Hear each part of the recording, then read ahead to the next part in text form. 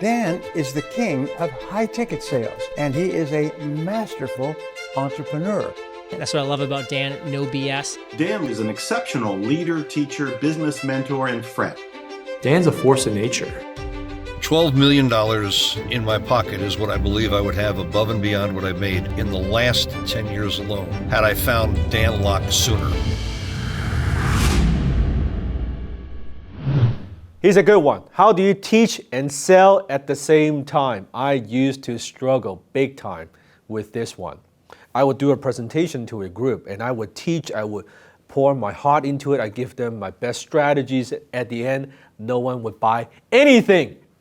No one buys anything. And I thought if I impress the audience enough, if I just show them how smart I am and how much I know and how much I could help them and they would buy. Now it turns out that's not the case. I was having a conversation years ago with my first mentor, Alan. And I was explaining to him about, hey, Alan, I kind of just getting started, right? In terms of speaking and selling and closing from the platform and just doing events. And yet, I'm not closing anybody. I don't understand why. I could be doing a 1 hour talk. Maybe you are doing a 1 hour talk. Maybe you're doing your 90-minute signature talk. Maybe it's 1 day, half a day, 3 days. It doesn't matter. But at the end of your talk, at the end of your event, are people buying from you?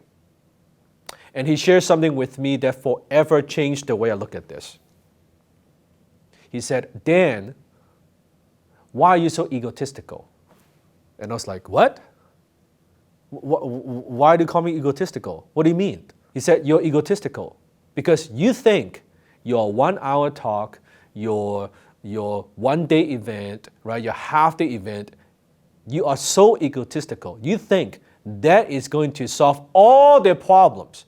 So them having the problems, coming to your event, coming to your talk, by the end of that, you're going to solve all the problems and all the problems will go away by you dumping information on them. He said, that's egotistical. And I said to him, I never thought of it that way. He said, if they don't continue the education with you, if they don't buy your other programs, if they don't take something home with them that day, that hour, by the time you're done, chances of them getting results, chances of them implementing what you're teaching is 0 to none. Because we're creatures of habits. And that changed my life. From then on, I know I can't help them if I don't sell them. You can't help anybody if you don't sell anybody. If you want to create lasting change, lasting impact in other people's lives, in other people's businesses, you have to sell them something. So how do you do this? How do you balance the teaching and the selling at the same time?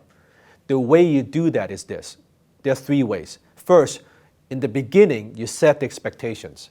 I don't like a lot of speakers and experts and thought leaders. They hide the fact that they have an offer. They pretend, hey, let me razzle and dazzle you and let me impress you with my content. And at the end, oh, by the way, if you want some more information, here's a little something that I offer. That's horrible. How much belief you have in what you sell? Don't hide the fact you've got something. The way that I do it in the first 5 minutes, 10 minutes into my talk or an event, I tell the audience I have got something to offer. For those of you who want it, I will tell you more about it near the end or halfway. But I don't hide the fact that, hey, I have something to offer. When you do this, your audience, if they're tuning in virtually or in person, they're not thinking about, they're not holding on to their wallets, you're going to sell me something. No, you tell them, you're going to sell them something. In fact, sometimes in the beginning of my talk, I would say something like this.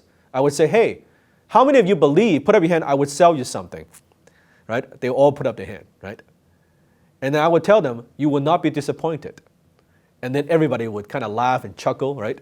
And say, yeah, I am going to sell you something. Here's what I'm going to offer to you. I will tell them a little bit about it and then go into my content.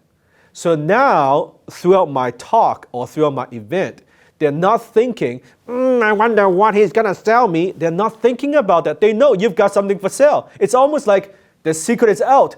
Now they could be relaxed and enjoy the event or enjoy the talk.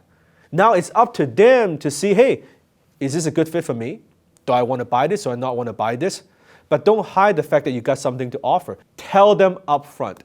And number two, you also let them know ahead of the time, I am not going to solve all your problems in 90 minutes. I'm not going to solve all your problems in 1 day. I'm not going to solve all your problems in 3 days, right? You let them know, I'm going to give you enough so that you can make the decisions that we are the right company or right organization to help you. We're going to deliver value. You're going to walk away with steps, strategies, checklists. You're going to walk away with a roadmap. You're going to walk away with steps. But if you want us to help you implement some of these things, or even maybe offer done-for-you services, we can help you with that. So that's the second way that you do it. Makes sense, right? Number three, you will structure your talk. You will structure your event in such a way, this is how you balance the sell and teach at the same time, is this. What are the objections they might have that would prevent them from moving forward with you? What are the objections they might have in their minds that would prevent them from moving forward with you? When you understand that, let's say, oh, it costs us too much, or it's a time commitment, I don't know if it's going to work. You structure your presentation, you structure your talk, you structure your event to demolish all those objections ahead of the time.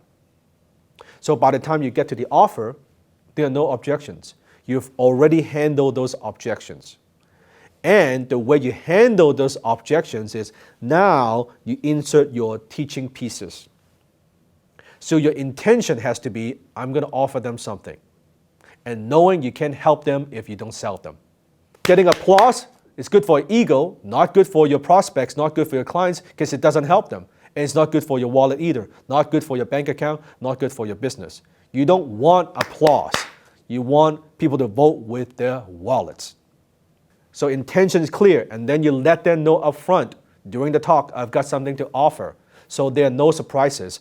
And then you reverse engineer, you list out every single objection they might have when it comes to buying your high-ticket offers, and you handle those objections one by one by one by one with your content. And that's how you balance the teaching and selling at the same time.